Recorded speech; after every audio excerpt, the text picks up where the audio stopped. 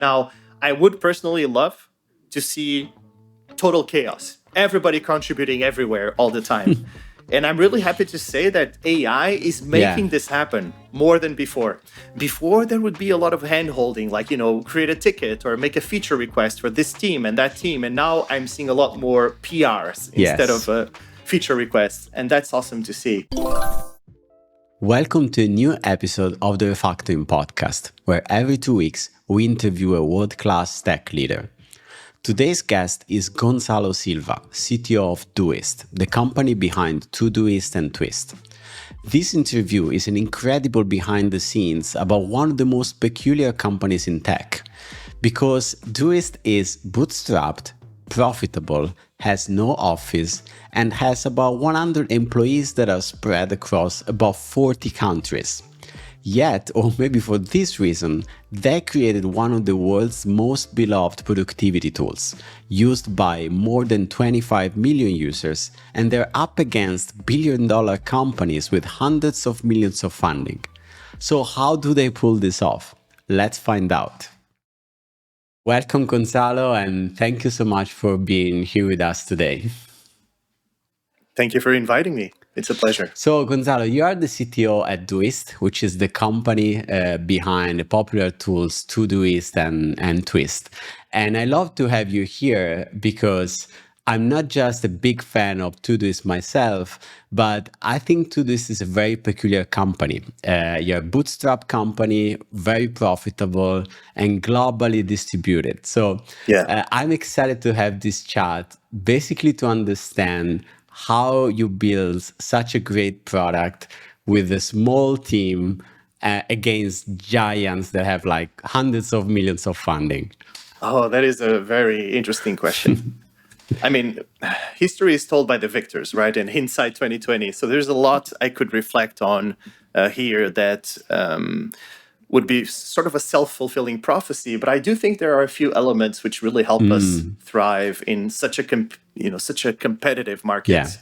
And two that come to mind, and they apply differently. They apply to competitors that are smaller like us, or much, much larger competitors like Google and Microsoft. And let's start there, like the big ones.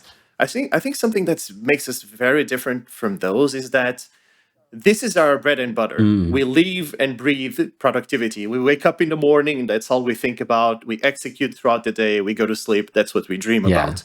When you think about these massive corporations, they have tons of talent and tons of resources, but they're also doing all sorts of things. So their attention is diluted. Their ability to execute and to build up taste and connect with their audience and their whole branding efforts is also diluted. And that's really not something that affects us because we are narrowly focused on this space. And I think it shows. If I can stop you for a moment here, I'll just give you a little bit of context because I've used Todoist as my daily driver for what I need to do throughout the day for a long time. And to prep for this chat, I went back to my emails to find your actual welcome email, the first email I've ever received from Todoist. And it was from June 2016.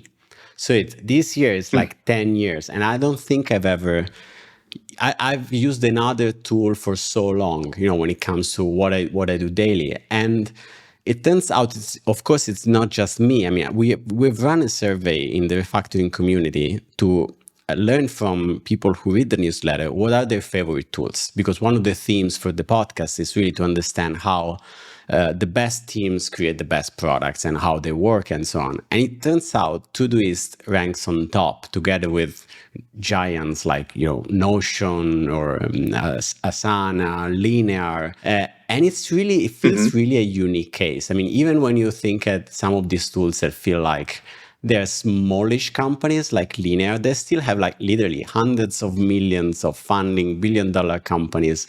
While instead, what does Doist looks like 100 people, something like that? Yep. Pretty much. And we have been about 100 for a few years now. We haven't really grown a lot in the last few years. And it's also a distributed company, right? You don't have a singular office. No, not at all. We don't have a headquarters or anything like that. We are spread across, last time I checked, 37 countries. Wow. All of the continents are represented. Yeah, there is so much to unpack here because I think it's not like a singular thing that makes you special. It's a bunch of things. It's the fact that you're a small company, but you're also remote first. You're also bootstrapped, and you make a very successful product. So the combination of all these things, to me, is very unique. So I would love to start with the culture and the decisions you make to make the company look like what it looks today, right? So was it an intentional decision to stay smallish, let's say, with respect to other companies? As you said, maybe gives you some kind of, you believe it gives you some kind of leverage, or it is about more like lifestyle as opposed to high growth startups? Walk me through your reasoning here. Oh, that is a very good question. And I think it actually has two answers. Like on the one hand, obviously, being bootstrapped and profitable, we have constraints that maybe do not apply to other companies that take a lot of funding. Because if you take a lot of funding, then you need to think about, what am I going to do with this money? Because your investors will expect returns within some time frame. Yeah. We do not have this pressure. So on the one hand, we do not have this pressure for high growth. On the other hand, we also have the constraint. Like if we wanted to double in size or triple in size, that could be challenging financially, so we don't even consider it. But at the same time, we do think there are a lot of challenges that come with growth. Communication challenges, organizational challenges, productivity challenges. I think we've really settled on around the number we're in. It doesn't matter. This doesn't mean that one day we won't be, 150 people or 80 people. But I do think we're going to stick around the number we're in, because we think it really hits a sweet spot in terms of overhead compared to how much more we can do with the people we have. You think there's like a perfect number of people based on the type of product that you develop? I do not. I think this is... there are so many variables here. I think it's obviously different numbers of people allow you to do different things differently. So for example, if you're 30 people with high agency and leverage, maybe you can't do as much as we do with 100, but also your communication lines and reporting lines and like the overhead of the process is also much lower. And that may be an advantage at different points. I also think things like AI are really changing the landscape, and you are starting to see extremely productive companies, both in terms of how much they're building and the quality of what they're building, but also how much revenue they're generating with just a handful of people. And that was something that maybe was not that easy to do, or as easy to do as it 10 years ago as it is today. But you would say that... So this is ever-changing. But you would say that, for example, you're now about 100-ish people. You would not be able to do a meaningfully better job at making Todoist, for example, with 150 or 200 people. I don't think so, actually. No, because I think we get to do a lot of the things that we want to do. I think the bottlenecks that we face are not necessarily about the throughput we can get with the people we have, but more about the time it takes us to make the right decisions, to build the right things, to in the right way, to learn. Learning takes time too, with our users through experiments and our team as well. So I think that's one of the reasons we kind of grew up to 100. And I think we reached that point, 95, 100 people, the first time about 5 years ago. And we've kind of stayed there because it allows us the flexibility and the speed that we want. And we are seeing bottlenecks in other places. Now, obviously, if we built other products and or more things, that may be different. But for our case, we only build 2 products. It's perfectly fine. And also alignment. I think one of the things that really stands out for us is Doisters have really great taste. That's one of the reasons that people call out Todoist when they mention their favorite products. It's that it works in intuitive ways. It's simple but powerful. It is fast. And I think this really comes down to the team being very opinionated about how software should look and work. And then imprinting those opinions into the product and putting it out there to stand the test of our customers, which is obviously something you can do at a greater size. But when there are more people, there are more cooks in the kitchen, you have more opinions to deal with, more consensus building and so on and so forth, which also, again, it has its pros. I'm not saying what we do is just better all the time, but also it affords us some advantages in this case. Absolutely. So one factor is size. Another factor is you're remote first, and you've been so we can say before it was cool, right? Before COVID, before everything. And you are fond of saying that you're also asynchronous first. Yeah. Walk me through this. I mean, how do you think about communication and collaboration in your team? Oh, this is a very interesting question because it brings me back to a personal story. When I started working with Amir, this was many years ago. It's 16 years. It's going to be 16 Wow. years this year. I remember my granddad telling me, that's not a job. Like, what do you mean? Like, you don't go to an office. You haven't met the person you're working with, like in person. That's not a job. I don't know what you have, but that's not a job. I remember this very clearly. Yeah, it was way before it was cool or normal. I think this at the very beginning was a little bit accidental because a lot of the early days at Doist was built around freelancers. Like we needed a bit of design work, so we got a designer. We needed a bit of mobile work. We got a mobile engineer. That's how I landed in the company, by the way. It was only after we noticed, we're building something special. People love this and it's growing fast and we need a real team that we transitioned into that hiring mode and building a great company.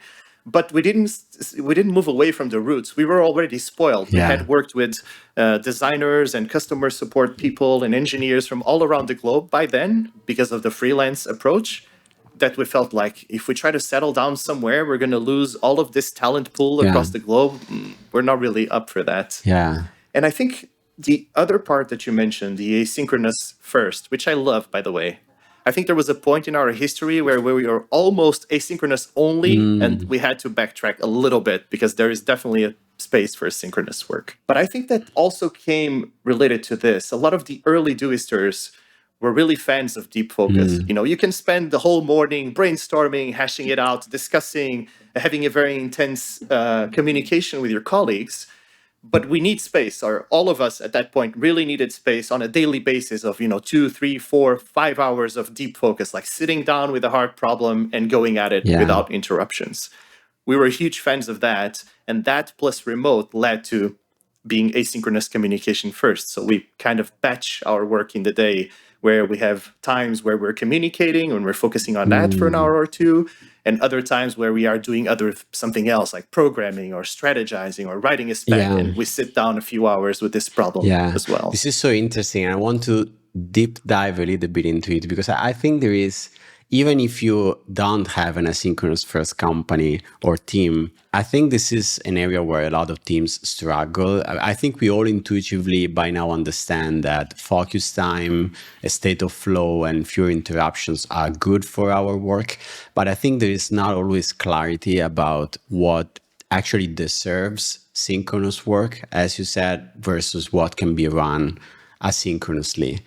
So how do you decide what to do one way or the other? Sometimes we make mistakes, but I think a great way to think about this is what are the number of iterations that you expect you'll need to do something or to communicate something with someone. So for example, if you are disagreeing with somebody on a point and you make you leave a comment, they reply, you reply, and you feel like you're not quickly advancing towards converging, that is probably a great prompt to just hop into a meeting, talk to the person face to face, because you're going to figure it out way, way faster that way. If you're discussing something controversial, so you can anticipate the feedback loop having to go around a few times, that is also a great prompt to take it synchronously. Obviously, sensitive matters is another one. I'm saying that I really think this is the best heuristic I've come up with across time for jumping into synchronous mode. Another example, just to name one more, if you're going to brainstorm something, but you're starting from a blank canvas, like you're not starting from a base idea and iterating on top of that. It's almost like a blank canvas. That is also, I think, something that really benefits from synchronous time, where you can just hash out raw, incomplete ideas so that you can land that, V0 of something. Yeah. But as I said, sometimes you make mistakes because sometimes you don't anticipate something to require many rounds of back and forth. And when you notice, you've already been at this for 2 or 3 days, you're feeling tired. And I can give you a very real example.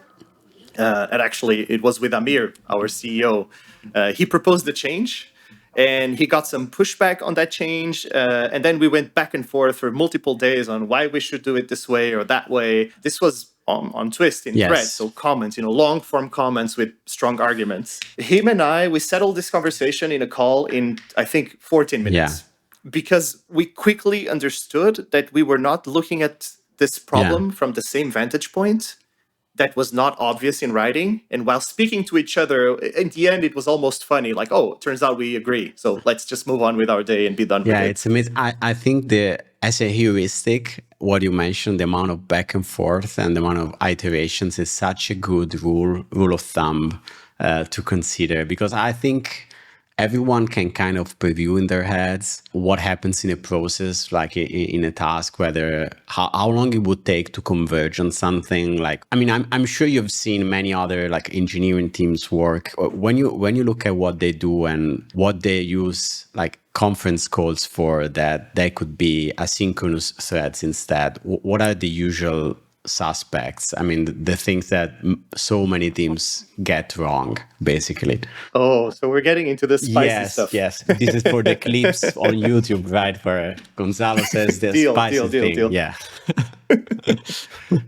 But it is a good point. Like, I've been in other engineering teams before, obviously, and something that is immediately obvious to me that's very different at Doist is the way we do status reporting. Like, many teams like to have these daily stand-ups or things like that, where everybody takes turns, which also means everybody else is waiting while you speak. Honestly, half the room doesn't care, and the other half is maybe distracted with something else. I think that's it's extremely inefficient and wasteful. I think it's that sort of thing that feels good for managers, essentially, and I'm speaking as one. But I really much prefer the way we do it at Doist, for example. It's not that we don't do status reporting, we do, but we do it asynchronously. We have these threads where people can just go in and make a very small summary of what they achieved last week, what they plan to do this week, and then they just move on with their day. The beautiful thing about this is it's actually twofold. One, if you're the one sharing your status report, you can do it in a way or in a time of the day where it's most efficient for you. For example, I can tell you, I never do these first thing on Monday, even though most of the company does, because I like to start my week with feeling like I'm actually working. So I leave a little bit of work on Friday evening, and on Monday morning I come in, I'm immediately in deep focus. I know what I need to do. If I had to go in and make a status report, that would be extremely disruptive for my flow. So I don't do it. I wait until middle of the day, end of day on Monday, and that's when I share my plans. And another thing is, it also gives control to the reader. For example, I do like to review the engineering snippets from a high level. Obviously, I sometimes even leverage AI to summarize it a little bit. But I do this on Thursdays because, first of all, I can collect more data that way. But also, usually, I try to sneak it up in a place in my schedule where I can have, again, back to the deep focus idea, where I can have some narrow focus on this topic for a few minutes. Yeah, this is so interesting. I have all kinds of follow-up questions about cycles, how does your team work? But I mean, to get into that, I had to make a step back and just ask you, what does your team look like? Product engineering speaking. So how many engineers, how are they organized? I mean, I know you work on separate products. I don't even know if there are two separate teams. How is life at Todoist for engineers? Let's talk about the team structure next, because I think that's also a bit of a one of a kind, so to speak, or it's much more rare to see a structure like ours than most other companies, because we are structured into functions. We're a functional organization. Okay.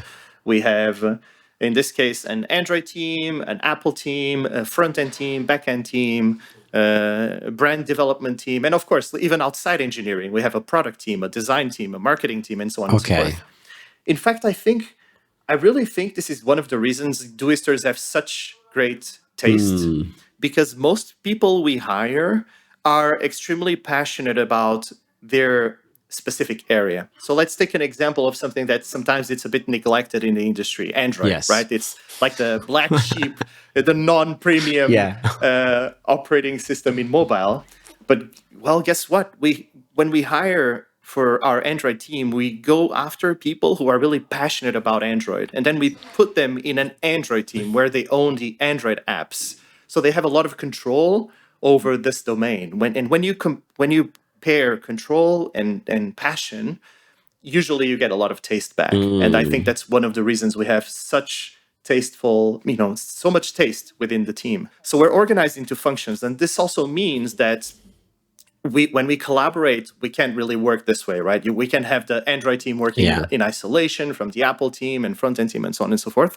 So to execute specific projects, what we do is to assemble squads. So every quarter or so, we build squads around projects, and we sort of staff these squads based on what's required. If it's like, let's say, a normal feature, you may have a designer there, a backend engineer, front-end engineer, Android, Apple, a product manager, and marketing person, and so on and so forth. Yeah, it's very interesting, because it's true that many teams right now instead organize like in a cross-functional ways, but there are also teams that organize functionally, like you say. So the first thing that comes to my mind is, have you thought at like trade-offs? I mean, have you considered going into like, I don't know, splitting the product in several areas, creating small cross-functional teams? Have you previewed what would happen, the kind of trade-offs, and then eventually decided, no, we are staying this way? Yeah, of course, because the truth is there is no perfect system. Let's get that off of the way. I do think the one we use is much superior for the kind of product we built, but it's not perfect. And I think sometimes we feel this pain. And just to be completely transparent, I think, for example, continuity is an issue. I remember we discussed this at one point when we were discussing organizational design. We talked about how Twitter, way back then, this was many years ago, had, I think, 8 people working on search permanently. Yeah. And we used this example as an anti-pattern. Like, how can you be this wasteful? You have, like, at the time, like for so many years, you have 8 people working on this one feature that sort of like only changes every 4 years. Yeah. It felt a little weird to us. But at the same time, there is continuity. Yes. You do have those people working on search. So if search breaks, you can fix it quickly. If you do want to make any change, you can do it quickly. We had a different challenge. Since we were reassembling groups every quarter or so, at the time, actually, we did it every month. Sometimes we struggled with continuity. Like sometimes we would launch a feature, let's say task durations, and we would get one particularly interesting piece of feedback only 2 months later. But guess what? Nobody's working on it anymore. So it needs to go into some backlog and wait to be reprioritized again and go back into the queue. So it's really not a perfect system, but we really love the flexibility this affords us. The fact that every quarter we can look at our roadmap and priorities and see what drives the most impact, and we can almost pivot the entire company at any time is such a powerful thing. And we have leveraged this so much. Like when COVID hit and a lot of people were starting to stay at home and leverage communication tools even more than before, we actually switched almost entirely to Twist in a matter of, I think, 4 weeks. We had almost the entire company working on Twist instead of Todoist. And we did this for about 9 months until we felt like, we're in a very good place now. So let's go back into what we were doing before. And we did this mostly uneventfully. And when you think about teams that are structured around features permanently, this would be extremely hard to do. I think you lose a lot of flexibility too. I agree that there is no perfect system. There is no strictly one that is better than the other. I agree that this feels like optimizing for agility, right? Being able to steer the ship very fast, as opposed to let's run this like long-lived team that maybe builds more domain knowledge on this thing. And you mentioned Twitter. I remember I interviewed the VP of engineering of Shopify, and we talked about some very similar things. And he said that they use both kind of teams. I mean, both kind of systems. For when they need to go fast and ship things that are more in an agile way, they create squads. But there are things, for example, in e-commerce that need a lot of years of domain knowledge, because you need to understand, as a developer, you need to understand how these things work to have an impact. And so you have people that for many years work on this. So I guess this is also like a lesson for people who hear all this kind of advice, just not cargo cult anything, think about your own situation and design how your team should work. Exactly. And this is one of the things that scale affords you. Like a team as big as Shopify's can probably almost, have two kinds of approaches because you have enough people to do that. If we were to do that, then we would be almost limited to half the people at each mode, which would be a significant change. But I'm personally, obviously, this is also a personal passion. I really love working with T-shaped people. And I'm really proud that most Doisters are T-shaped. So they are deep experts on something specific, but they're also eager and interested and open to operating across the entire engineering spectrum and learning more there. And that really affords us a lot of deep expertise as well, even if we switch people around all the time.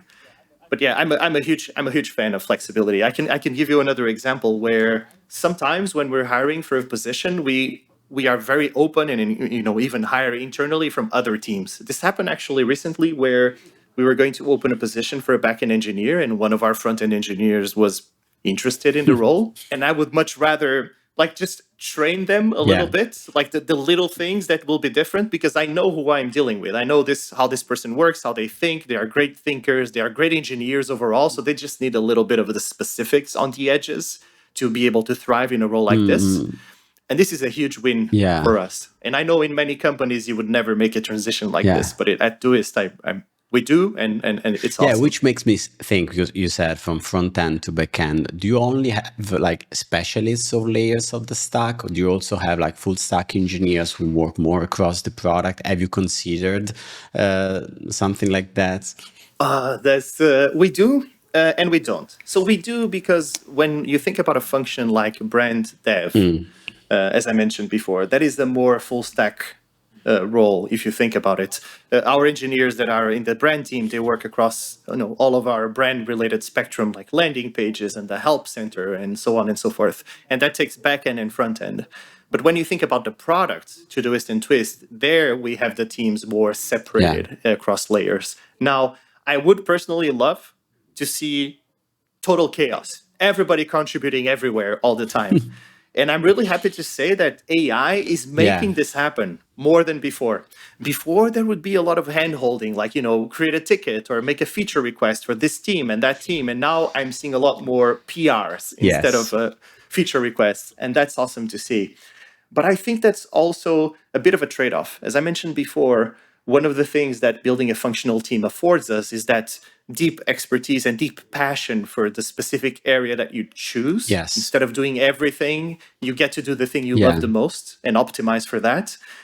Unfortunately, the trade-off is also then people are also less interested in making contributions outside those things they are deeply passionate about. But as I said, and I'm really glad, AI is changing this for the better.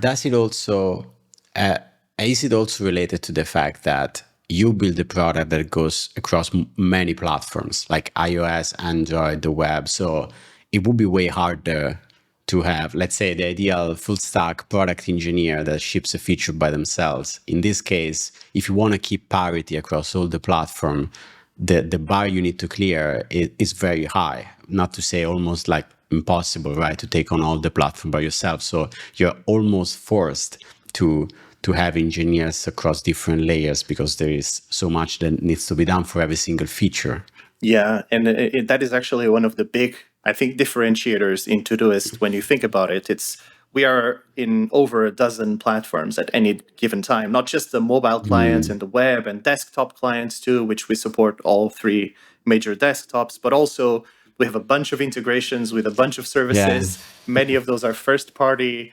So yeah, when you add something or change something, it requires a lot of effort to get it out there. But this is also a bet, right? We have a bigger investment, but at the same time, we always believe that productivity needs to be easy. To be used and consistently used by people, it needs to be easy. It needs to be accessible. And one of the best ways to do that is to be available everywhere you may be. No matter if you use Chrome or Firefox or Windows or Linux or Mac or Android or iOS or Wear OS or Watch OS, we're everywhere, basically. And how does product management work? Do you have regular product managers? You and Amir do part of these functions also, or some engineers maybe fill in these shoes sometimes? How does it work? We have a fully fledged product team at this point. We have a head of product. We have 3 product managers. They are embedded into these squads working with the teams. But I will say that this is one of the functions that matured later at Doist. Up until, I think, 2020. I may be off by a year or two, but up until around 2020, we didn't actually have the formal role of a product manager. We had a group, I'm not sure how we called it, a council or committee, something like that. It was literally a random group of people who were very passionate about product. And they sat together every week to go over plans and specs and make some strategies on how to, make things better and how to prioritize work. But around 5 years ago, we realized, okay, this worked great. Congratulations, but we need to continue to scale. We need, actual experts doing this, not just a bunch of people winging it. And we built a proper product team at the time. 3 PMs for how many engineers in total? So we have 4, our product team has 4 people, including the head. And by the way, leaders at Doist also execute. So it's not a fully fledged product manager, obviously, but he definitely works alongside the team.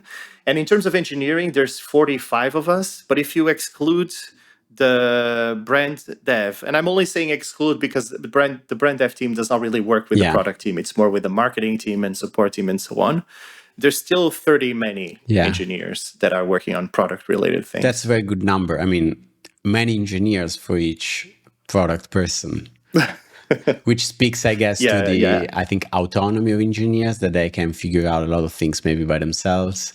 Not just they can, they should. They're expected to. Yes. This is one of those cases where you can dog food your product all the time, right? I mean, you have written about that on the blog, that you use Todoist and Twist internally. Engineers, of course, use it. So it is one of those cases where everyone in the company is opinionated about what you need to build next. I'm guessing how do you balance even maybe contributions that might come to the product and ideas and the roadmap, whether it is more like top down it comes from strategy, but bottom up suggestions. How does the process work? I'm actually a bit of a fan of how we're doing it right now. And I would just, like, a word I would use to describe it is chaotic, because it goes back and forth between those 2 modes you just described. We've been through many iterations of this, and we have made mistakes, obviously. At some points, we were doing it way too much top-down, where we were just setting direction and sort of like killing a little bit of the creativity that makes product development so special. At other times, we were maybe too much bottoms-up, and there was a bit of anarchy and inconsistencies breathing.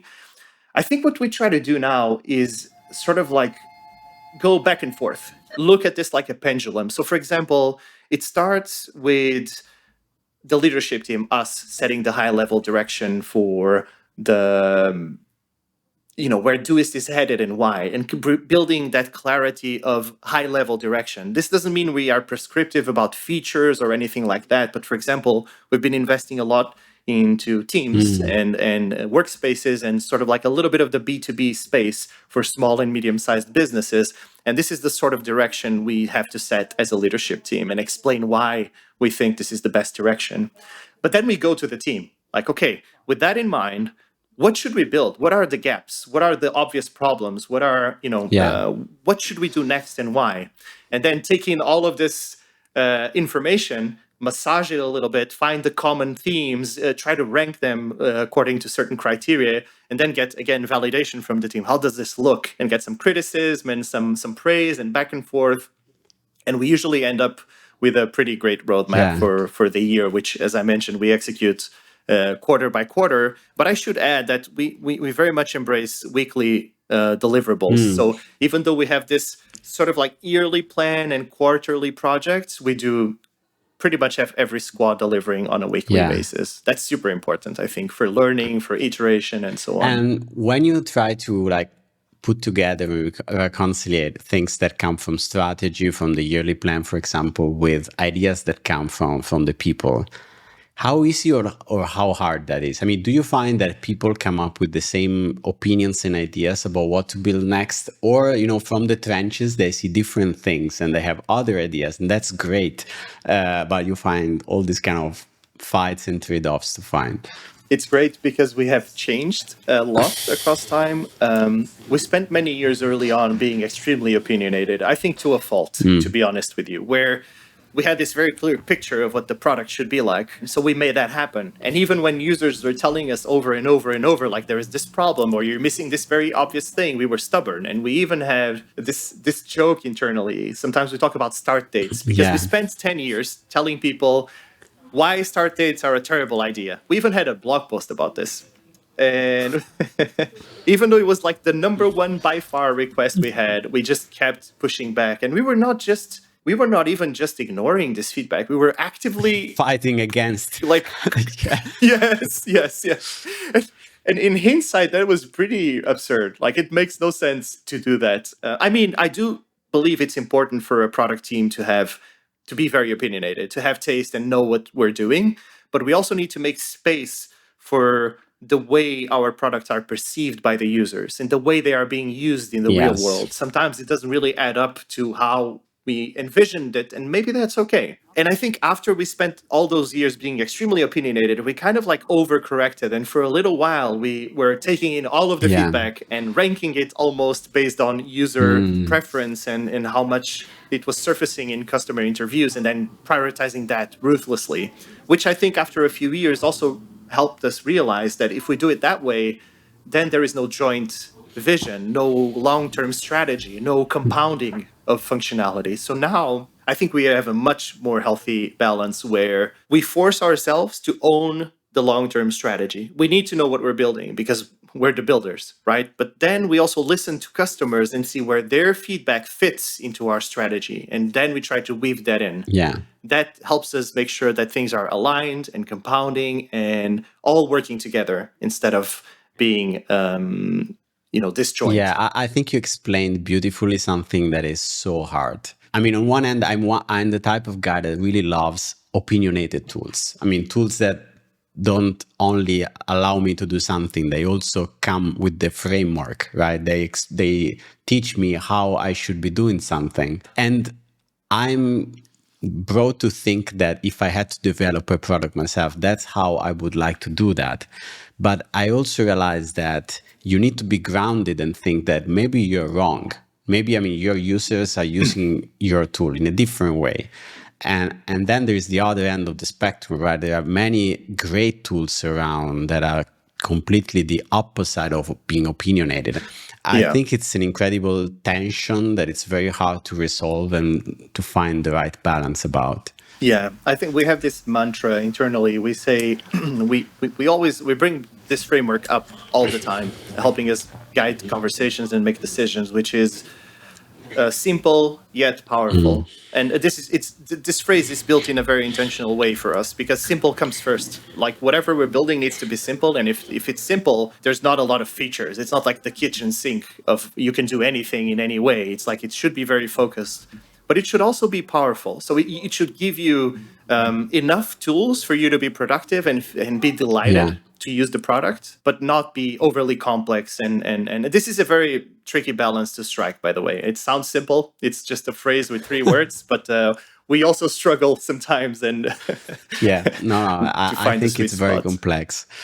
So no interview these times can be complete if I don't ask about AI something. So how has AI changed, if in any way, how you work as a team, especially in product engineering? I mean, AI is changing pretty much everything. I think I should clarify that I am a very pragmatic person, and I use the tools that are at my disposal, and this is something that I try to coach the team into as well. I think at this point, in some instances, there is too much hype about what AI can do, even though, obviously, with as much progress as we're seeing, maybe we'll get there soon. But also, it makes no sense to me to resist or be skeptical about it. It's even if all progress stopped today, it would already completely transform how we work. So that is my take.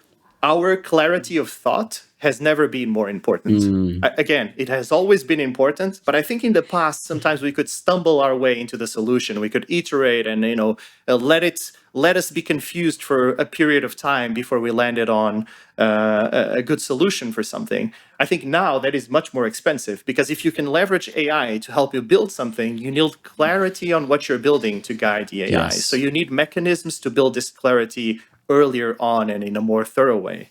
Same thing with communication. It has always been important, but now we're communicating way more, not just with each other, but also with our computers and then AI agents. Yeah. So that skill is coming at a premium. Architecture, like your ability to have a high level overview of how a system is built and judge that and criticize that and optimize that, again, has always been important, but now even more, because you're producing a lot more code and you're going to, if you make mistakes, they're going to be way more costly. But conversely, just so we don't only focus on what matters more, I think your ability to do actual programming, sitting down in a chair and writing class names and variable names and doing that very quickly is lower. It's still important. You still need to do that, but I do it a lot less. So I don't need to do it as well as before. And another one is, for example, I spent a lot of time in my career just being like a master of my tools, know all of the keyboard shortcuts and so on and so forth. I feel like I'm forgetting them because I'm using them so much less nowadays. I spend a lot of time right now writing a plan and then reviewing the work, like skipping the middle part. So I think that is also true beyond engineering. When you think about other types of creative workers, the clarity of thought and your ability to communicate and plan are at a premium. Your ability to review and criticize and iterate are at a premium. And everything in the middle, the execution part, again, I'm not saying it's not important. Obviously it is, but it's a lot less important. And I think at Doist, we are spending a lot of time growing into the new version of these roles.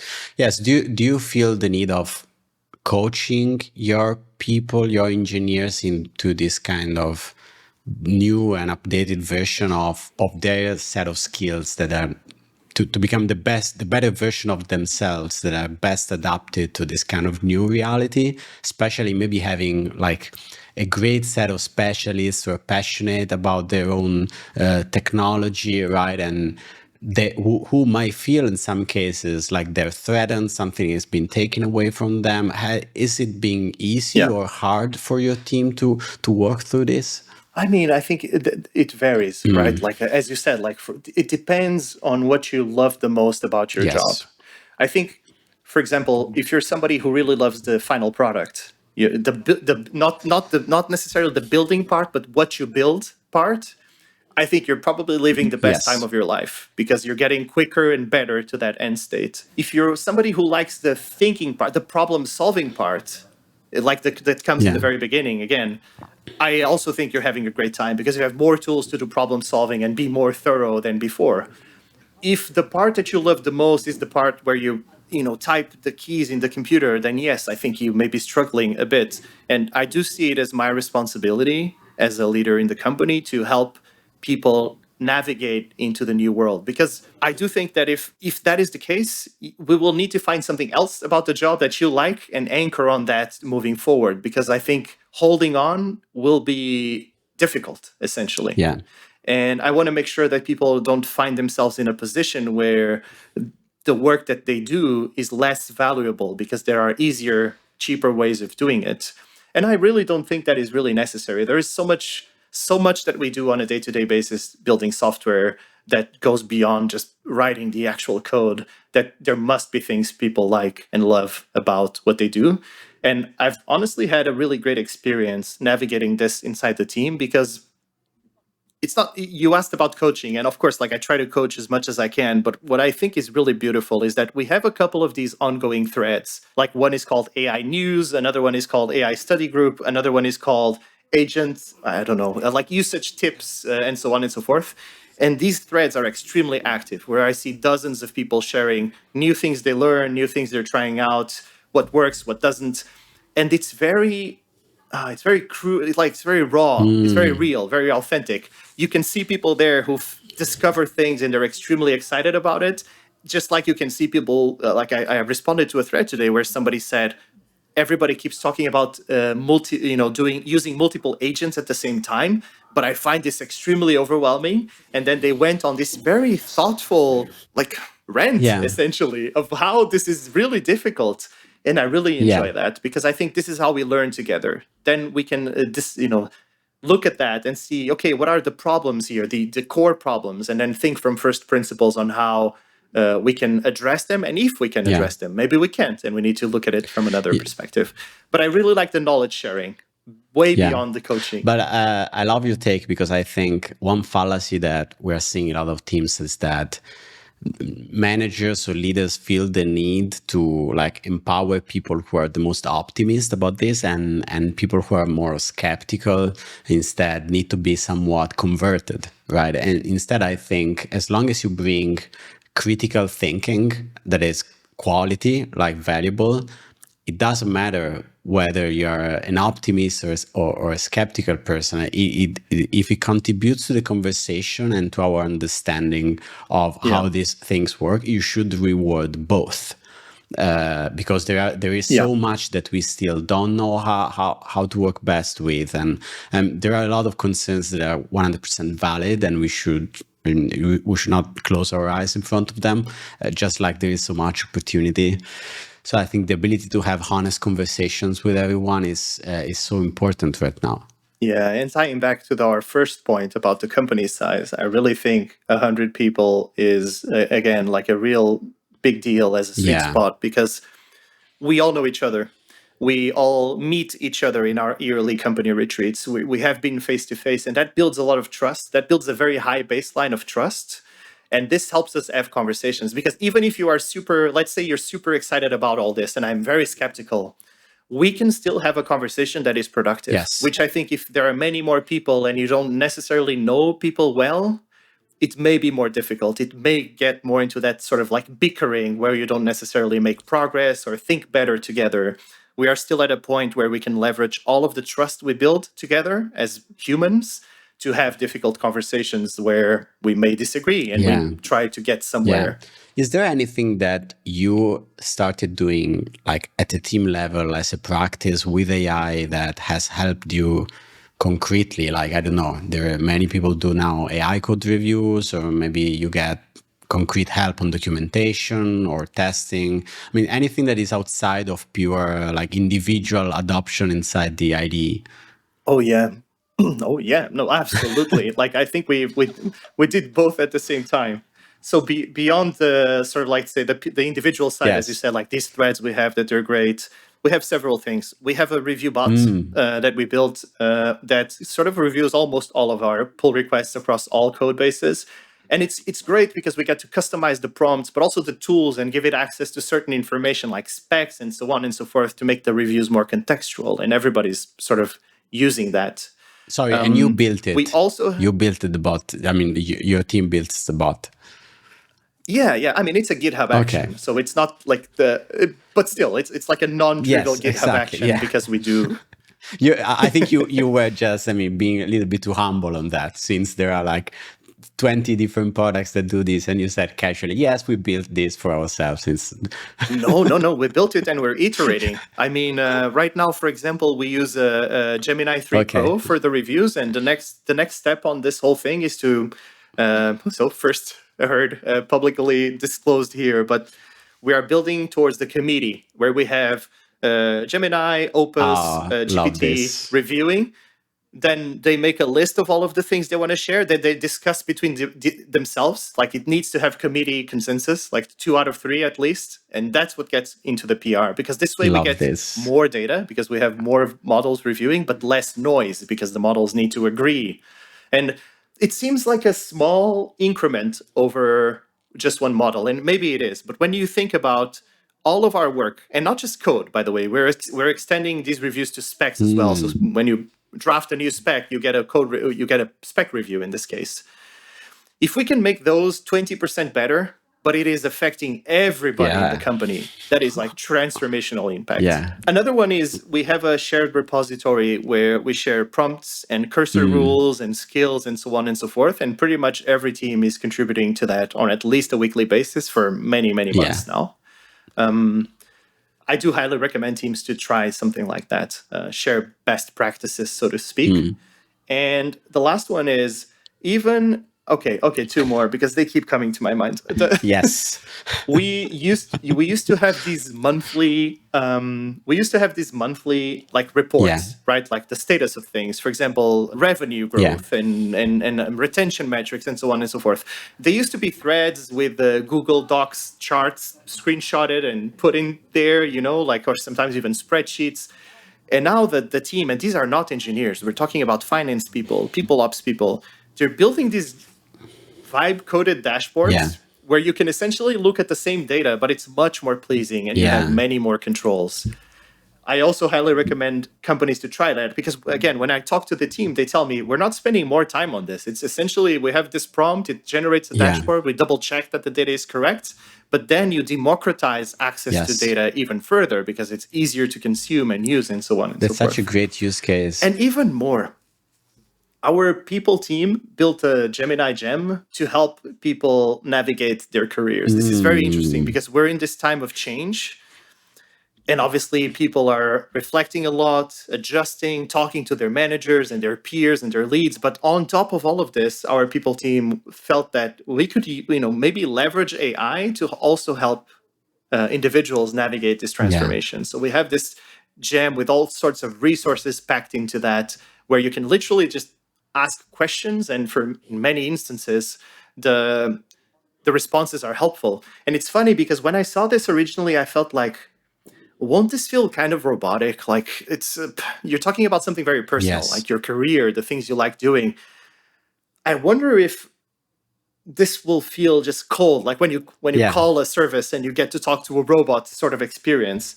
But I think our people team did a great job at essentially feeding it so much of our branding material or of our own content that not only is it a great experience, I think the Doisters, I don't think, because we have ran a survey on this actually, most Doisters really enjoy the fact that they have access to this so easily. Love this. This was also very creative versus what you typically see spread around as success stories. So I would love to, I will look more into this, and great examples really. Thank you so much, Gonçalo. I know we're out of time, so thank you so much for this great chat. I think we covered a lot of ground, and thank you again for coming on the show. Thank you, Luca. Thank you for the opportunity, and congratulations. I think you have a great show. You've been doing it for a while, and I hope to hear many more episodes. Thank you so much. Beyond it this means one. a lot coming from you. Thank you so much for listening. If you found this chat valuable, you can subscribe to the show on YouTube, Apple Podcasts, Spotify, or your favorite podcast app. Also, please consider giving us a rating or leaving a review, as that really helps other listeners find the show. You can find all past episodes and learn more about the show at refactoring.fm. See you in the next episode.